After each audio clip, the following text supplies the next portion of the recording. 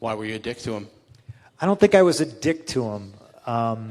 It's a fair backup. It's a fair follow-up question. Yeah, it is a fair follow-up question.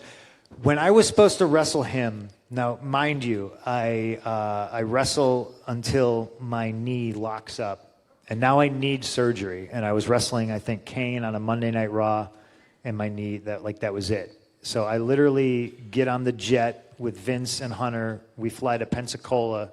They drop me off. They get back on the jet and they fly to wherever SmackDown was on Tuesday. The next morning, I have surgery on my knee, and as I'm being wheeled out into a car to go back to my hotel, Vince calls me, and I was dating Lita at the time, and I remember being like, "You answer that, I'm not, you know." And she answers the phone, and she talks to him, and then she hands me the phone, and he goes, "Hey, pal, heard surgery went good. We just announced on the website in 3 weeks you're wrestling Ryback in a TLC match. It's the first Raw of the year. It's going to be huge." And I was just like...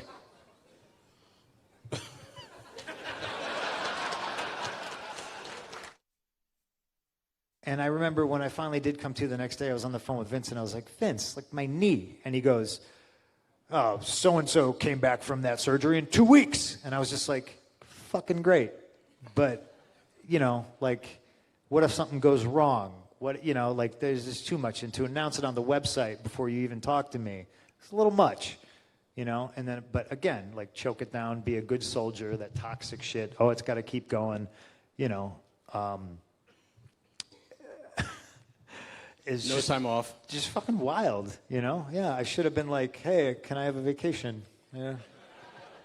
But no, so when I wrestled Rock, I remember the first time, I don't know if I'd met him, so maybe he'd been around, but I went, and it was in Tampa, and the night before, it was requested that I go to his hotel rooms. He's got the whole suite in this Tampa hotel, and I walk in there, and it's him, it's Brian Gewirtz, it's his assistant, there's like 2 other people in the room. So I'm immediately like, fuck, I'm outnumbered, you know?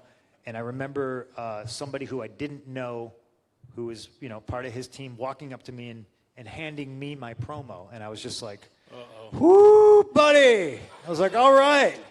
You know? And then we start like talking, and I feel like maybe it was like a very Hollywood kind of setting where like maybe they're doing a table read or something like that, and like again, this is how this dude operates, you know what I mean? But I was just like, well, this is me and this is how I operate.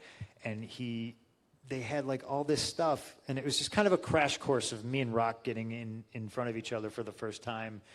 And it wasn't negative, so to speak, but it was very much like, no, this isn't how I do things. And then him being like, "Oh, okay, cool. Well, this is how I do things. Okay, well, let's figure it out." You know what I mean? Because if you say this, this, and this about me, then I'm going to say this, this, and this about you. And then he was just kind of like, "Well, all right." And I was like, "No offense. I don't know who these guys are. I don't know why they're writing material for me when I think this is the way we should go."